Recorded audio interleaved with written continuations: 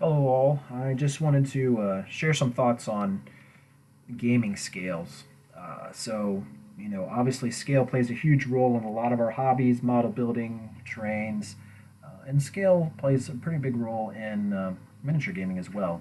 So you have 15 millimeter scale, which used to be, I think, the most popular one, but now I think 28 millimeter is probably taking over that scale, and also skirmish games seems to be taking over the style of play that everybody's going with. So a more one-to-one scale. So one guy equals one guy, one tank equals one tank. A bolt action sort of thing. Lots of miniatures out there. World War II is kind of predominantly um, this sort of stuff when you see it on the table. Um, one The other side of that is you have the large army scale. So one guy or one troop stand of troops represents 150 to 200 guys. That's the case with Brigade Fire and Fury, which I'm about to kind of begin this project with, or I'm starting this project with. So this stand of troops represents 150 to 200 guys. Um, that being said, it's an inch wide. So for Brigade Fire and Fury, they figure that 1 inch on the table equals about 45 to 60 yards in real life. That's the scale that they're using to try to figure out how far a guy can move, how much terrain this piece of this unit is taking, this group of men is taking up on the field. It goes for your batteries, it goes for all the other things. Um, Obviously, everything is abstracted to some extent. You can't, it's just impossible to do it one to one. It's impossible to do everything exact. So, every war game is abstracted, but hopefully this will help just with some thoughts on what makes a table look good and what doesn't. And obviously, it's my opinion, and there's plenty of other opinions that are just as good, if not better, than mine out there. But for those guys who are just not used to the larger scale games, or maybe are interested in just thinking through it, here's some thoughts on it. So, like I said, Brigade Fire and Fury, 1 inch on the table equals 45 to 60 yards. So let's look at the road first. I think it's the prime example. So you set that miniature on there. It's perfect for playing. You move the bases along uh, based on the width of the road, and it takes up that. But this road is then taking up on the board 45 to 60 yards. That's not real. That's not how wide a road is. Certainly, even today, and certainly not the case back then. They were wide enough for a wagon, so maybe 8 feet wide, maybe. A bigger road would have been wider, obviously. Maybe 20 feet wide. So, so this road is actually built for the scale of the model to look good, not for the scale of the tabletop. So, to get an idea, each miniature manufacturer kind of uses this rough estimate and has so for quite some time. Um, Basically, they measure foot to eyeball, and that gives you the scale of the model. So, a 15 millimeter model is 15 millimeters from foot to eyeball. This varies from maker to maker, model master to model master. It's all over the place. But you can see here this Bacchus miniature foot to eyeball is roughly 6 millimeters. All right. So that being said, it works out kind of handy for us for eyeballing the scale. So 1 millimeter is basically a foot. It's pretty close. Obviously it's less in real life, but it gives you a good kind of baseline to work from when you think of building things to scale to the model. So that being said, then this road, according to the model, the 6 millimeter scale is 25 feet wide. So that's a lot closer to what you got. Here you can see that this is a Z scale railroad track. A Z scale is almost perfect for 6 millimeter or 1/300th, 1/285th, or whatever it works out mathematically to. This works out pretty dang close to what you need. So it's great for gaming because you can find Z-scale stuff here and there. When it comes to houses and buildings, this house is visually scaled to 6mm. So it looks like this door is made for this guy to fit through. This window is, scaled to looking at house windows based on 6mm.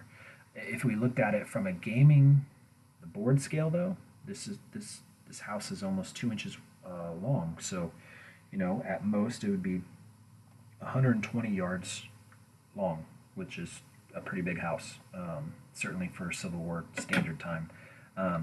It could have been though. I mean, houses are bigger, houses are smaller, just like everything else. So, but it gives you an idea that this miniature, this terrain piece on the board, is representing an area that's probably bigger than the actual building itself.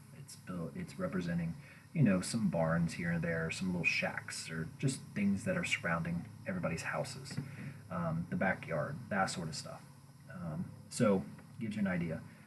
This to the woods though gives you an idea. So trees grow to 80 to 100 feet tall. Poplar trees here in the Midwest, they grow to sometimes even 150 feet tall. Those are pretty big trees. So 1mm per foot gives you, 150mm tree. That's pretty big. I don't know if I want to go that big. But your 80 to 100-foot tall trees represented on the board would be this. So you take it and you measure it. These are, roughly 70-foot tall based on the scale that you're using. So it just gives you a good rule of thumb to work from. Other parts of scale is kind of how they look. So staying on the tree topic, you can see that I have purchased this little tree from a company, and this tree compared to this figure, this is probably more like an orchard-sized tree, maybe a little big even for that, but this is probably what I'll use for my orchards, to give me some variety out there. I have other size trees that are slightly bigger than this, and I might use them as, things to give me little dioramas or vignettes on the board just to make it look kind of cool. Fences are another good thing to talk about as far as scale goes. So here we have a stone wall. If I can ever get it to focus. There we go. So this is a stone wall that I made myself, which I'll probably do some videos on all of this terrain, how I make it and what I do to do it. But stone walls, basically you want fences to come up to about chest level.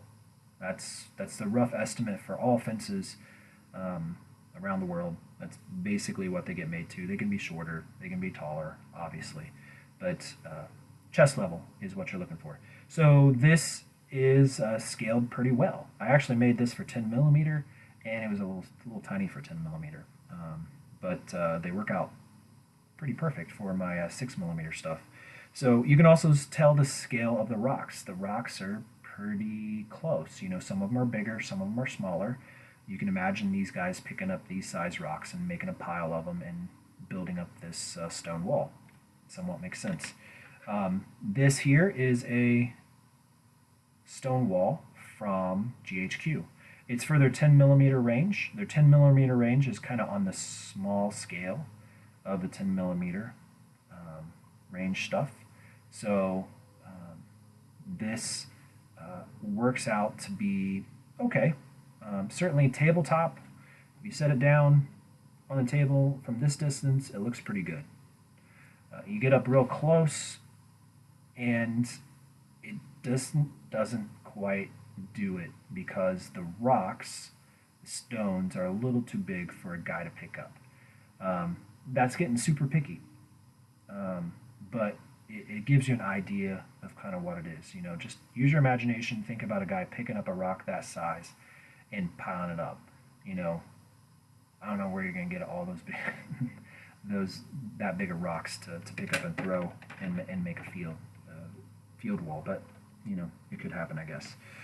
So since it's Americana, we're going to have the kind of classic snake rail fence. So again, this is kind of what I've worked out for scale. This is plastistruck or styrene plastic strips that I have cut and worked out. I tried to use some really tiny toothpicks, but they were just too big. The scale didn't make a lot of sense. So this scale actually comes in a lot better and closer to what I'm trying to get.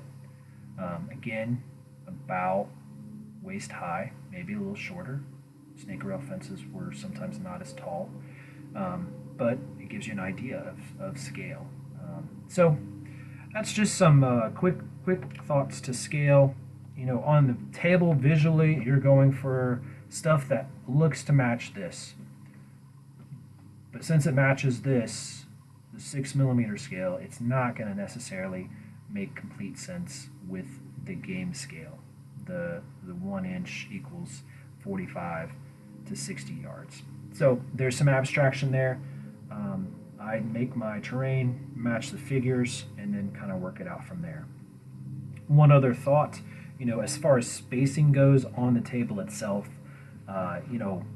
fields I think is kind of a good example for that. So you have your farm fields. Some of the biggest farm fields back in Civil War time periods were maybe 100 acres. That's a pretty big field. Certainly back then it was. That works out to be a pretty big area. So, an American football field is roughly 1 1 1/3 acres. So you think about 100 of those being put together. That's a big field. So trying to represent that exactly to the 6mm scale is not going to work out because it's going to cover half your table. So what you do is you would need to work out, you match the grass or the crop to the scale, and then you shrink the field down to a playable thing. So, I don't think that you'd probably want to get over, certainly not over 10 inches of a field in any one given area on there. So, it's just some thoughts. It's always an abstraction, but you want to make something that looks good and somewhat makes sense, because it's just going to make the game more enjoyable to play, and people are going to find it more interesting and to keep at it. So, I love making beautiful tables and making beautiful terrain and playing a game, because that's part of it. So I hope that was helpful. Obviously, it's just my personal opinion, my thoughts.